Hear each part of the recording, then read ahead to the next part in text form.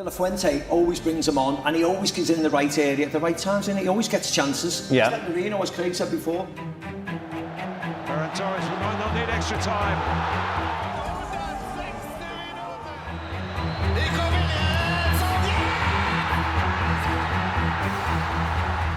What Spain have just done is insane, and no, it isn't because of a teenage superstar who plays without fear. It isn't even because of Rodri. It's because of a quiet manager from La Rioja who built his career in the shadows before stepping into the light. Luis De La Fuente turned Spain into a team nobody wants to play against. This is the story of a man who spent a decade coaching teenagers before taking over the senior team and winning everything. Here's how Luis De La Fuente made Spain great again. Spain are probably the only national team in the world where even a dominant tournament win still gets measured against the golden era of 2008 to 2012. That's the standard they built. That's the standard they're always chasing. But make no mistakes, the years before De La Fuente were painful. Spain went to the World Cup in 2022 in Qatar under Luis Enrique. On paper, the squad looked promising. Pedri, Gavi, Ferran Torres, a new generation ready to announce themselves. The tournament started brilliantly, a 7-0 demolition of Costa Rica. Spain looked unstoppable. But then the cracks appeared. A 1-1 draw against Germany, a 2-1 loss to Japan, and then Morocco in the round of 16. 0 goals in 120 minutes, over 1,000 passes and nothing to show for it. Then penalties. Pablo Sarabia hit the post, Carlos Sola missed, Sergio Busquets missed. Morocco won 3-0 without Spain converting a single penalty. It was the second consecutive World Cup where Spain exited in the first knockout round. Russia 2018, Morocco 2022. Same story, same ending. By any standard, that's failure. But for Spain, a nation that had won the World Cup in 2010, the Euros in 2008, and 2012, it was humiliation. Luis Enrique was gone within 48 hours, and then Spain did something that seemed underwhelming at the time. They promoted Luis De La Fuente, the under-21 coach, to take over the senior team. He was no big name or a glamorous appointment, just a 61-year-old from La Rioja who had spent the last decade coaching Spanish youth teams. The press was skeptical, the fans were uncertain, nobody knew what to expect. So why did Spain do that? What did they see that the rest of the world didn't? And most importantly, how did Luis De La Fuente turn a broken giant into the most dominant team on the planet? Most people had never heard of De La Fuente before December 2022. They didn't know about his playing career. They didn't know about the youth trophies. They didn't know about the decade of work in the shadows. But that's exactly why Spain chose him. The truth is, De La Fuente was never built for the spotlight. He was built for results. He grew up in Haro, a small town in La Rioja, in northern Spain, a place known for its wineries, not its footballers. A region that forced him to leave home as a teenager to chase a professional career.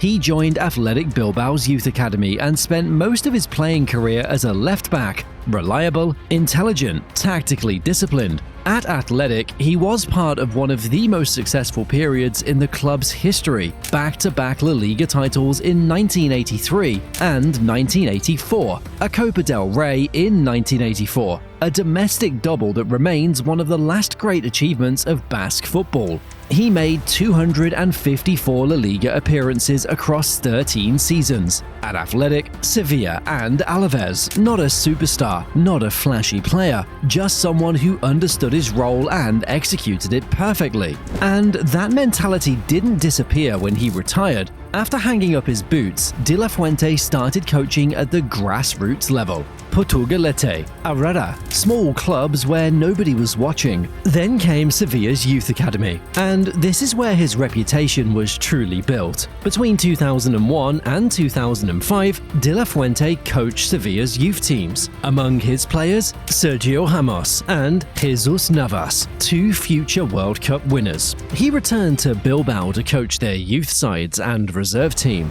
Then, in 2013, the Spanish Football Federation came calling. Under-19 coach, under-21 coach, under-23 Olympic team coach. For almost a decade, De La Fuente worked with Spain's best young players before anyone else got to them. European Under-19 Championship 2015.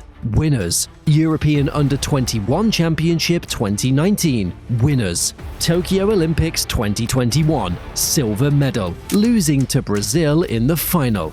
By the time he took over the senior team in December 2022, De La Fuente had already coached most of the players in the first team squad. He knew them, they knew him, the trust was already built. But ideas alone don't win tournaments, execution does. And that's where De La Fuente's Spain story truly begins. In December 2022, Spain had just crashed out of the World Cup in the round of 16. The possession game that had defined Spanish football for a decade had become predictable. The critics said Spain had no plan B. De La Fuente inherited a team with an identity crisis. So, what did he do? He didn't abandon the Spanish DNA, he evolved it. De La Fuente's philosophy is built on a simple principle: control the game, but don't be afraid to hurt the opponent. Before De La Fuente, Spain had become predictable. Possession for possession's sake, 1,000 passes but no penetration.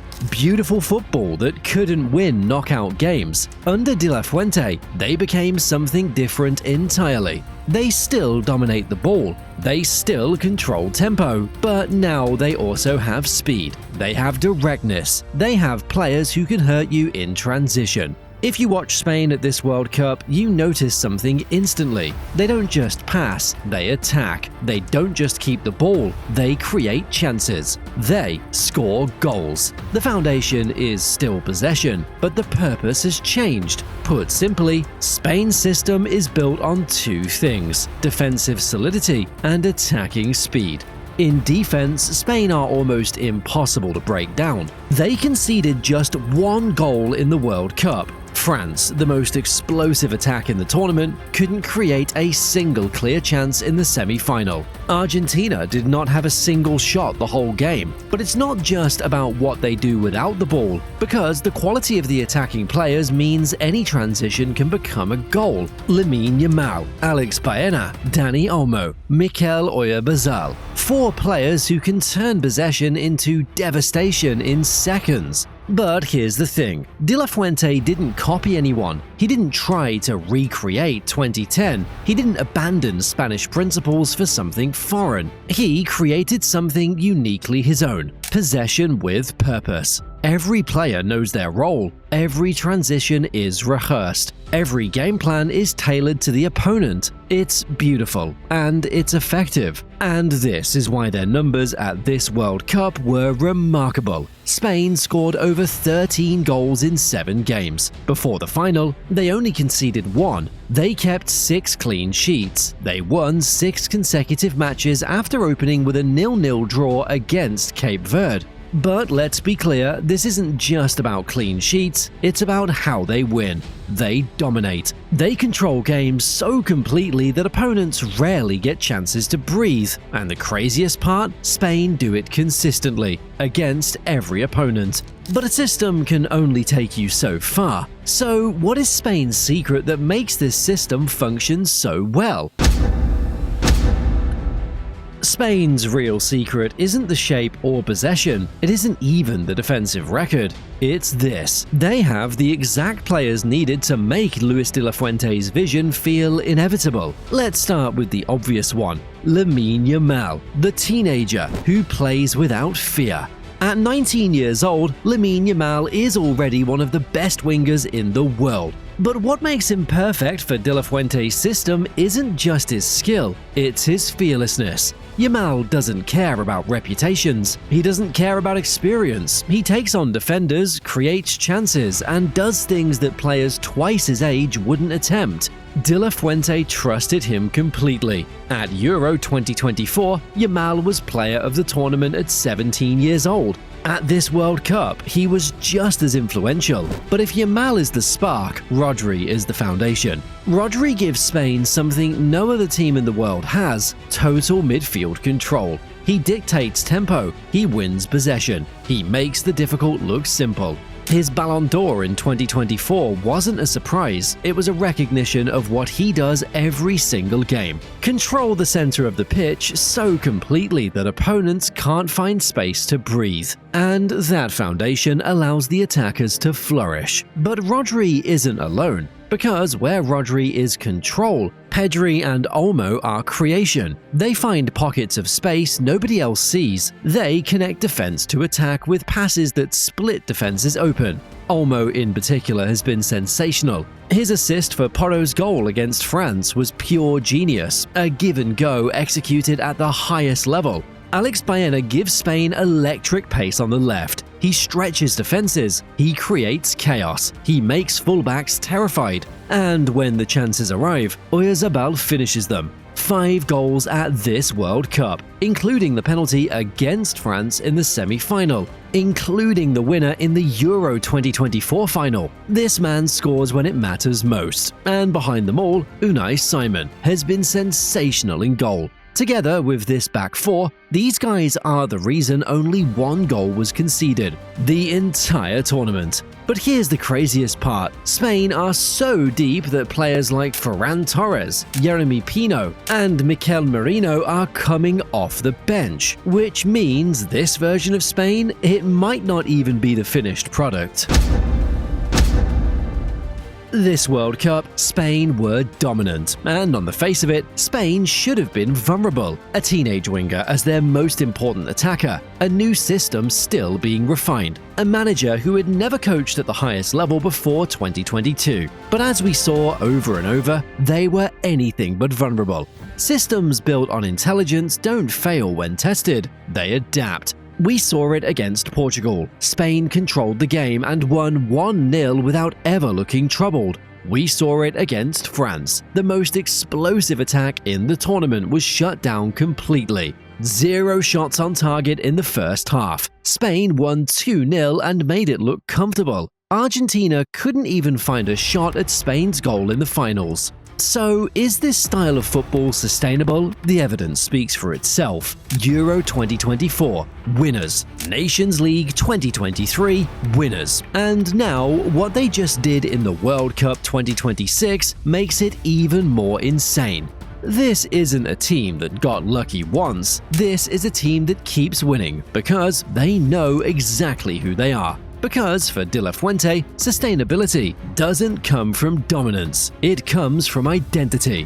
That's 4 years of building something together. 4 years of De La Fuente instilling his philosophy into players he'd coached since they were teenagers. The game plan works, the players believe, and the results keep coming. Luis De La Fuente might be the most underrated manager in world football. It took De La Fuente to unlock this generation of players. It took De La Fuente to give them purpose. It took De La Fuente to turn talent into trophies. The question now is, how long will this man stay in charge, and how many more dominant years will we see this youthful squad conquer international football? If you like this, check out these videos on screen, and I'll see you there.